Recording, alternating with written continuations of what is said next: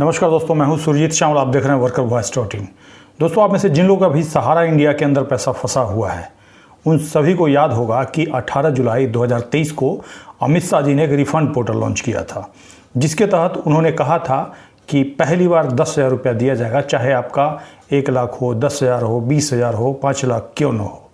ऐसे में एक न्यूज़ बीच में वायरल हुआ होगा अलग अलग पोर्टल के द्वारा, जिसमें दावा किया जा रहा था कि अब 10,000 का जो भुगतान है उसको बढ़ाकर 50,000 कर दिया गया है। और इसी के बारे में क्या सच्चाई है वो जानने के लिए, इसका नोटिफिकेशन के लिए हमने एक RTA लगाया था।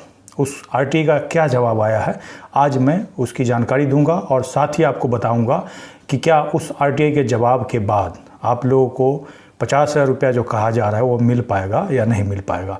तो इसीलिए पूरा वीडियो ध्यान से देखिए और उसके बाद ही किसी नतीजे पे पहुंचिएगा। तो आइए हम इसको स्टेप बाय स्टेप करके जानते हैं। दोस्तों, आप सभी लोगों को याद होगा कि माननीय दिल्ली हाई कोर्ट का एक आदेश आया था 2022 में, जिसके तहत सेंट्रल रजिस्ट्रार के पास क्लेम करने वाले जमाकर्ताओं को पैसा वापस करने के लिए कहा गया था। हालांकि वो केस सहारा के खिलाफ चला जाता है, वो पिटीशन वहाँ से वापस लेते हैं, क्योंकि वो केस सहारा इंडिया यानी कि सहारा सोसाइटी के द्वारा ही वहाँ लगाया जाता है। और इसीलिए लगाया जाता है क्योंकि सेंट्रल रजिस्ट्रार के ऑफिस ने उनकी जितनी भी सोसाइटियां हैं उसके ऊपर रोक लगा दिया था नया मेंबर बनाने से, पैसा जमा कराने से। तो उसी को हटवाने के लिए दिल्ली हाई कोर्ट जाते हैं, लेकिन उल्टा मामला पड़ जाता है। पूरे देश के जमाकर्ताओं से हमने दिल्ली हाई कोर्ट के आदेश के अनुसार सेंट्रल रजिस्ट्रार को लाखों क्लेम भिजवाए, जिससे घबरा करके सरकार सुप्रीम कोर्ट जाती है, IA लगाती है और 5,000 करोड़ लेकर के आती है। और जो 5,000 करोड़ सहारा से भी रिफंड खाते से निकल करके सेंट्रल रजिस्ट्रार के पास आ जाता है और 9 महीने का समय दिया जाता है सरकार को पैसा देने के लिए। उसके लिए पहले से जो क्लेम था उसके आधार पर सरकार को देना चाहिए था पैसा। जिसके बाद अमित शाह जी ने लोकसभा का चुनाव देखते हुए एक चाल चली और कह दिया कि जिसको भी पैसा पाना है सेंट्रल रजिस्ट्रार के पास क्लेम करें। उसके बाद पहले से जो हम क्लेम भिजवा रहे थे उसके तेज़ी से और लोग क्लेम भेजना शुरू करते हैं। जिनको ये लगता है कि नहीं हो मिलेगा, वो लोग भी क्लेम भेजना शुरू करते हैं। फिर अचानक से 18 जुलाई 2023 को एक पोर्टल लेकर के आते हैं और कहते हैं कि नहीं, क्लेम आपने अगर भेजा है तो हम पैसा नहीं देंगे, उसके लिए आपको अभी इस पोर्टल पर क्लेम करना होगा। तब तक लाखों लोग क्लेम कर चुके होते हैं, लेकिन फिर भी पोर्टल पे क्लेम करने का अमित शाह जी शर्त रख देते हैं। वो ये कहते हैं कि पहली बार हम 10,000 देंगे, फिर बाद में आपको कब देंगे ये उन्होंने नहीं बताया था और ना ही कोई नोटिफिकेशन आया था। और इसी के लिए हमने आप सभी लोगों को उसी समय से आगाह करना शुरू किया। और जिस पोर्टल पे क्लेम करने वाले 99.99% लोगों का क्लेम रिजेक्ट करके फिर से एक नया पोर्टल बना दिया और कहा कि अब फिर से इस पर क्लेम कीजिए। उस क्लेम को करने के बाद कितने लोगों का पैसा आया, एक बार आप कमेंट्स करके मुझे ज़रूर बताइएगा। और अगर पैसा आया है तो अपने आसपास के लोगों को भी बताइए, क्योंकि ज़्यादातर लोग क्या करते हैं, कमेंट्स तो लिख देते हैं लेकिन वो धरती पर धरातल पे कहीं लोग नज़र नहीं आते। इसी के बीच एक खबर वायरल होता है और उसमें ये दावा किया जाता है कि सेंट्रल रजिस्ट्रार के ऑफिस के अधिकारी ने ये बताया है कि अब जो 10,000 का जो दावा है उसको 50,000 कर दिया गया है। हालांकि पोर्टल के ऊपर जाकर के क्लेम करते हैं, कोई नोटिफिकेशन इसका नहीं मिलता है। अमित शाह जी लाइव आकर के नहीं बोलते हैं, कोई चिट्ठी नहीं निकलता है, न ही अखबार में कोई निकलता है कि भाई ये वाला विज्ञापन है। जबकि एक FAQ यानी कि फ्रीक्वेंटली आस्क्ड क्वेश्चन में लिखा होता है कि 50,000 रुपया तक भुगतान होगा, जिसकी सच्चाई जानने के लिए हमने एक RTA लगाया था। उस RTA में क्या सवाल पूछा था वो पहले जान लेते हैं, उसके बाद क्या जवाब दिया गया वो जानते हैं। दोस्तों, जैसे हमारे वीडियो के डिस्क्रिप्शन में जाएंगे आपको हमारा ये वाला ब्लॉग का लिंक मिल जाएगा, जिस पे क्लिक करते ही हमारे इस वाले पोस्ट पे आ जाएंगे, जिसमें कि हमने पूरी जानकारी देने की कोशिश की है और साथ ही आपको अलग अलग क्या क्वेश्चन है उसके नाम बताया है। जिसके ऊपर आकर के देखिएगा कि माननीय सुप्रीम कोर्ट में IA जो कि लगाया गया है उसका है और ये केस नंबर दिया हुआ है, जिसमें कि आदेश 29 मार्च 2023 को सहारा ग्रुप सोसाइटी के भुगतान के बारे में निम्न जानकारी उपलब्ध कराया जाए। पहला था, क्या सहारा इंडिया रिफंड पोर्टल से 10,000 तक वाले सभी क्लेम का पैसा रिफंड कर दिया गया है? अगर हाँ तो कृपया प्रूफ का सर्टिफाइड कॉपी उपलब्ध कराएं। और ये मांगने का मकसद ये था कि कम से कम क्लियर हो पाए कि 10,000 वाले जितने लोग हैं उन सभी लोगों का भुगतान कर दिया गया है। उसके बाद दूसरा सवाल था, क्या सहारा इंडिया रिफंड पोर्टल से अब जमाकर्ताओं को 50,000 रुपया तक भुगतान देना शुरू किया गया है?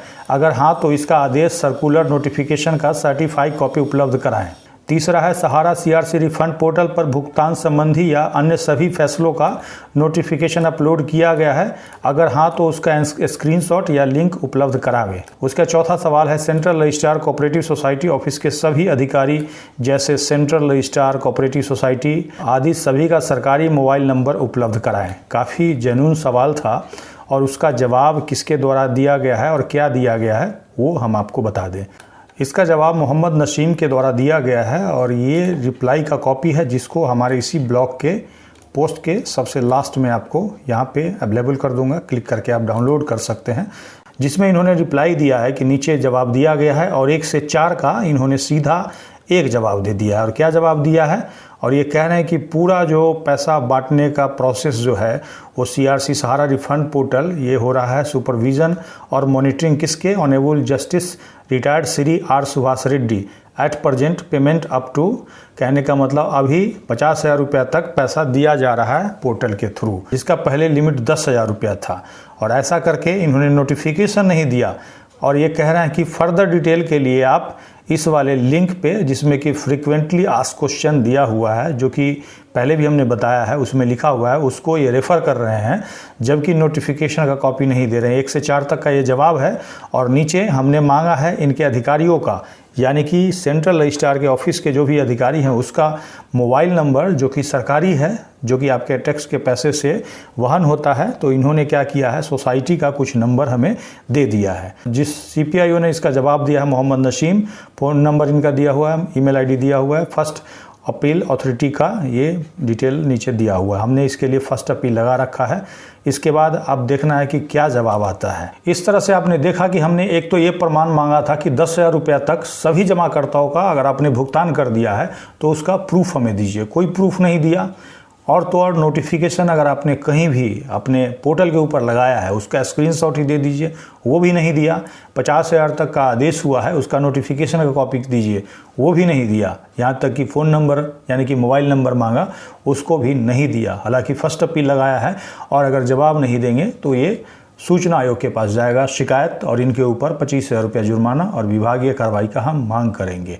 ऐसे में मैं सभी लोगों से यही निवेदन करूंगा कि इसके बाद भी अगर आप पोर्टल के ऊपर अप्लाई करते हैं तो पैसा मिलेगा या नहीं मिलेगा इसकी कोई गारंटी नहीं है, क्योंकि कोई नोटिफिकेशन ही नहीं दे रहे हैं। जो भी फैसला ले रहे हैं वो जनता के लिए अगर लिया जा रहा है तो ट्रांसपेरेंट तरीका से, जैसे कि माननीय सुप्रीम कोर्ट का आदेश है, इनको पोर्टल के ऊपर लगाना चाहिए। और कम से कम आर सुभाष रेड्डी जी का जो कमेटी है उसका एड्रेस पोर्टल के ऊपर होना चाहिए, ताकि हमें अगर कोई कंप्लेन है, कोई सुझाव है तो वहाँ भेज सके। और क्योंकि सुप्रीम कोर्ट के अंदर कोई भी जमा करता जाते हैं आईए लगा करके, तो उनको यही कहा जाता है कि कमेटी के पास जाइए, लेकिन कमेटी कहाँ है, कहाँ एड्रेस है, कुछ भी पता नहीं। यहाँ तक कि अखबार के अंदर भी कोई विज्ञापन सरकार की तरफ से नहीं जारी किया गया है। और ऐसे में अगर 50,000 रुपये के लोभ में आप अप्लाई करेंगे तो आपको रिजेक्ट करके ऑफिस बुलाया जा रहा है और वहाँ जा करके शेयर एप्लीकेशन फॉर्म भरवाया जा रहा है, ताकि आपको जेन्युइन मेंबर बताया जा सके।